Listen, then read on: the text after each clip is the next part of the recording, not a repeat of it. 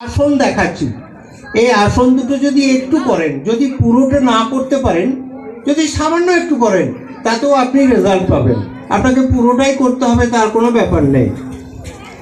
যাদের high pressure আছে তারা বাদ দিয়ে, যাদের নর্মাল প্রেশার, আমাদের হার্ট এখানে আছে, ব্রেন ওপরে আছে। স্যার আইজাক নিউটন মহাকর্ষের উপরে একটা আমাদের ল অফ গ্র্যাভিটি আবিষ্কার করেছিলেন।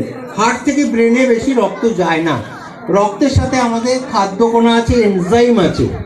আপনারা যদি এই এক্সারসাইজটা করে একটা প্রাণায়াম করেন, আপনার মেডিটেশনটা একেবারে পারফেক্ট হয়ে যাবে।